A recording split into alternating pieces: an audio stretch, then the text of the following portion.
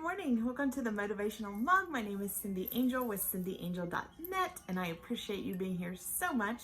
So welcome to Wacky Wednesday.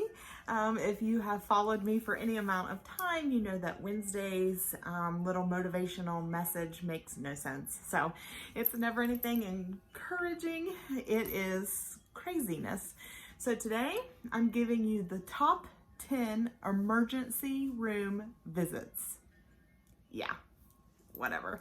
And this is pre-COVID because this is fun. So get over it. Not that going to the ER is fun. I certainly didn't mean it that way. But this is just Wacky Wednesday. All right, so here we go. Number 10 reason to visit the ER is chest pains. That is anything from having a heart attack to heartburn. People definitely go for that. And heart disease, which if you paid attention last week, that's the top killer. So, yeah, so that's number 10, chest pains. Number 9, abdominal pain. That's anywhere from indigestion, people go for that, food poisoning, which can happen at home or a restaurant, and kidney stones. That seems very popular where I live. I don't know about where you live, but in Southeast Ohio, I seem to know tons of people that have had kidney stones. I've never had them, thank goodness, but that's very popular here. Number 8, which was very surprising to me, toothache. I guess dentists must be closed, so at 2 a.m. they go to the ER, I guess if you can't take it anymore, but I just thought it was very surprising fact to me.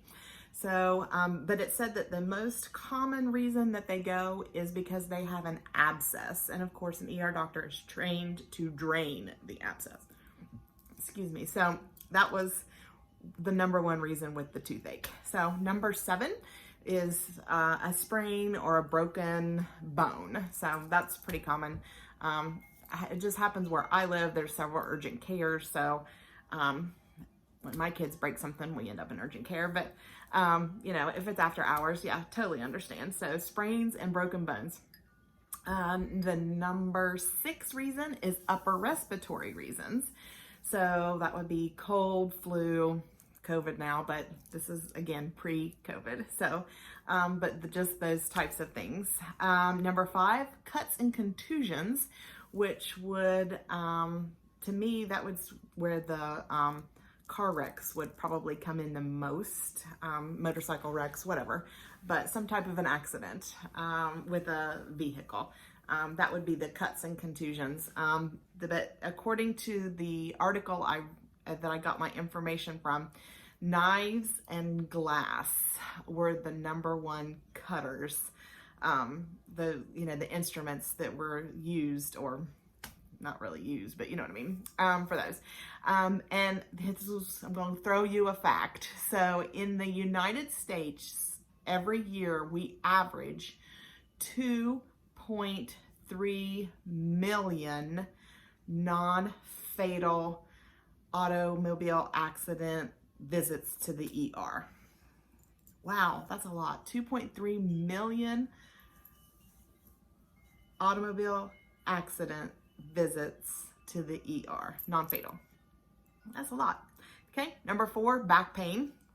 That's pretty common where I live as well. Number 3 is some type of a skin infection, looking for antibiotic, some type of a relief, itching to death probably, or I've definitely had that before. Number 2 is a stuck foreign object. This could get a little risque, but normally with children, it's like beads up their nose, or Mason swallowed a quarter one time, so we had to wait for that to come out.